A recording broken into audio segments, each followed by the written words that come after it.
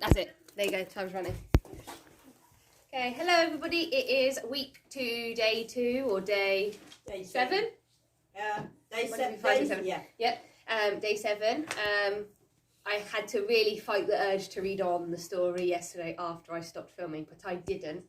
I'm doing it today. So we're on part 4, chapter 2. Miss Parker was not only one of our prime suspects to behaving suspiciously.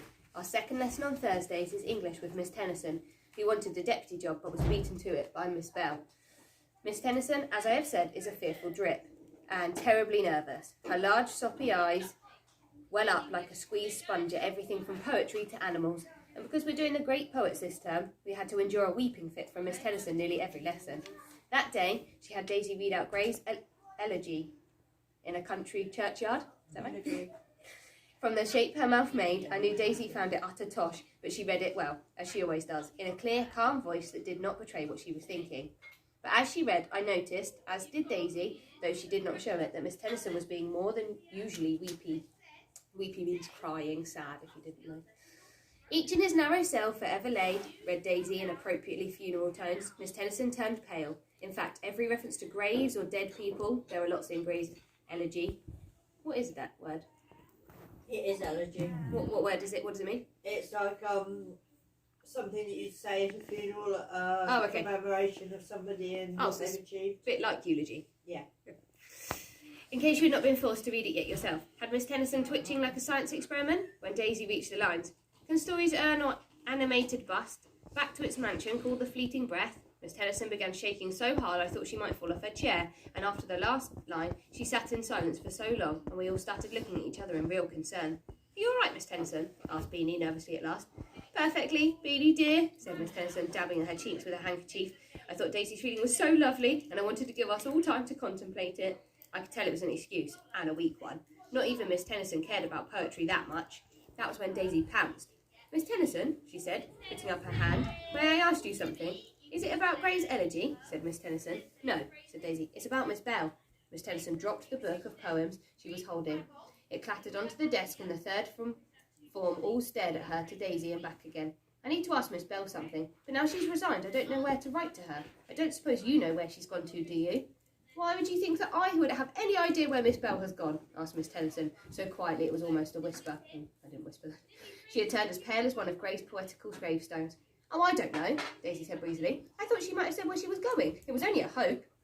Miss Tennyson turned red, a speckleish flush that broke out all down her neck and into her high-collared blouse. "Daisy Wells," she said, "this has nothing to do with poetry. I'll thank you to keep the topic for the rest of the lesson. Otherwise, you'll be doing extra composition for me in detention." We all gaped at her. We had never heard Miss Tennyson make that kind of threat before. Even last term, when Lavinia said King Lear was an idiotic, Miss Tennyson had only sighed and looked wounded.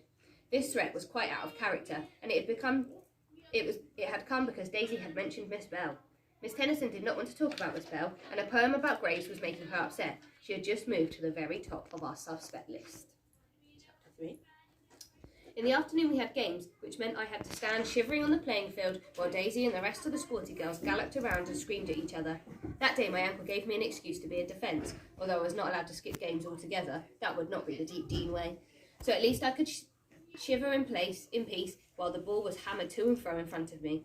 Unfortunately, being in defence meant being next to Lavinia. If it is possible, she is even worse at games than I am, which makes her terribly sulky. Miss Hopkins has given up on her entirely, so Lavinia just lumps about near goal, glaring at everyone. It was a very English afternoon. The air was full of water droplets that clung to our face and weighed down our clothes, and the grass had turned into a particularly slimy sort of mud. I wrapped my arms round myself and shivered. It was the sort of weather that Daisy loves. She rocketed about the pitch, skirt flapping, and winged the ball at goal so hard that we had to dive out of the way to save ourselves. Miss Hopkins cheered and waved her hockey stick in encouragement. This was still in an astonishingly happy mood. She was still in an astonishingly happy mood. I was trying to reserve her when Lavinia began to speak to me. "Daisy's annoyingly brilliant, isn't she?" she said as she watched Daisy tackle Clementine. "Daisy's not annoying," I said. "She's just Daisy." "Well, you would say that," said Lavinia. "You're practically her slave." "I am not," I said furiously. "Daisy's my best friend." "Huh?" said Lavinia. "Some friend. She uses you. Haven't you noticed? And she only took an interest in you because you're Oriental. Her uncle's a spy. That's why foreigners interest her. Now, if it is bad form to show your emotions in England, it is even more so in Hong Kong, so I know I should feel most terribly guilty about what happened next. Unfortunately, I do not feel guilty at all. The ball was coming down the field again, with Daisy pounding along after it, while Kitty whacked at her stick and tried to trip her up. I watched the ball jump and roll over tufts of muddy grass towards us. Lavinia had not noticed it. Daisy gave the ball one more whack and it arced up in the air and landed just next to Lavinia's right foot. That was enough for me. I launched myself at Lavinia, whirling my hockey stick, and crashed into her as hard as I could. For the second time in a week, I fell down in a tangle of legs and arms and games knickers. "Oh!" I shrieked, sounding as horrified as I could manage. Then I scrambled up, making sure that my stick dug into Lavinia's middle and my knee squashed her into her thigh. My shoe scratched down her leg, leaving it streaky with mud. Lavinia kicked back hard on my ankle and I toppled over again. "Beast!" panted Lavinia, and scratching me. The game had stopped and Miss Hopkins was running over to us. It turned out that her cheerfulness only stretched so far. "Hazel, not again!" she bellowed. "I was trying to get the ball," I said. "I tripped." Lavinia dragged herself up to her feet and pulled me up with her. "We both tripped," she said, breathing hard. "It wasn't Hazel's fault." That's the good thing about Lavinia. She can be foully mean and she's vicious in a fight, but at least she doesn't hold grudges afterwards. "I can see perfectly well that's a lie," said Miss Hopkins, sighing. "Hazel, in this country we do not fight. We are civilised. This is the second time you have knocked over a classmate this week. Go and get changed back into your school things, and if I ever catch you doing something like this again, I shall send you to Miss Griffin. Lavinia, play on. Hazel, go." It was not really a punishment, or at least not one as bad as Miss Hopkins would have usually given out, but it still stung. Cheeks burning, I turned and marched off towards the pavilion. I felt swollen up with anger. I couldn't see why Lavinia wasn't being punished as well. She had fought back after all. She had been so horrid about Daisy. It was not true that Daisy was only friends with me because I was from Hong Kong. She was not like that at all, I told myself. But all the same, there was a bit of me that was worried. Could it really be true? I changed back into my things, my heart rocketing about inside my chest like dynamite. My ankle was aching again, but I ignored it. I'd hardly finished pulling my socks on, though, when the door of the changing room banged open. I crouched down, thinking it might be Miss Hopkins, but the person who stuck their head through a row of pinafores and grinned at me was not Miss Hopkins at all, but Daisy. Her golden hair was stiff with mud, and there was mud on one of her cheeks too. As she burrowed through the clothes and wriggled her way out on the bench opposite me, she left quite a lot of mud behind her. But she didn't seem to mind. "Watcher, Watson," said Daisy. "I've come to join you, even though you were rude to Miss Hopkins. I thought this would be a good opportunity to hold a detective society meeting." There was Daisy, adoring Miss Hopkins again. I decided to ignore it. "What did you do to get out of games?" "I told Hopkins I had the curse and she let me go." Daisy said this without a blush, as though it was the easiest thing in the world. Perhaps it was for her. "Daisy," I said, "do you know what Lavinia said to me?" "No," said Daisy. "What awful lies has she been telling this time?" "She said that you're only friends with me because I come from Hong Kong." There was a pause. "What utter tosh," said Daisy. "As you know perfectly well, I'm only friends with you because you were so persistent about it that I couldn't refuse." "Daisy," I said. "All right, that's nonsense. I'm friends with you because you are the cleverest person in this whole school." I blushed. It was one of the nicest things she had ever said to me, apart from, of course, me. Daisy couldn't bear not having the last word. "Well, now that that's cleared up, can we get on to the real business? We won't have another opportunity like this all day. Ready, Watson?" "Ready," I said, pulling my casebook out of my bag and trying to put my mind to detective society business. "Excellent," said Daisy. "Now, we've already made some really important discoveries, but before we go any further, we need to talk about suspects. We're agreed that we've narrowed our suspect list down to 4. Miss Parker, Miss Tennyson, Miss Lappet, and the 1. The others all have good alibis, and although in books they might have done it by constructing a dastardly long-range missile out of a trombone, 3 plant pots, and the gym vaulting horse, in real life that sort of thing does seem beyond the bounds of possibility." I nodded. Daisy was right. "So the top of our list is Miss Tennyson," I said. "She wants the deputy job. She was down at school for Lit Society, but that finished at 5:20. We saw her by the gym half an hour later, but we have no idea where she was between those times. And what about today's English lesson?" "Wasn't that a sight?" agreed Daisy. "She certainly behaved guiltily." "And then there's Miss Parker. We know that she lied about her alibi. She was at school when Kitty saw her just after society's finished, and so she has the perfect opportunity to commit the murder. She has a motive too, jealousy about Miss Bell and the 1, and she has been raging about the school all week. That could be her guilty conscience. So that's 2 who seem promising and don't appear to have alibis. What about the others? Let's see. The 1 and Miss Lappet. The 1 first.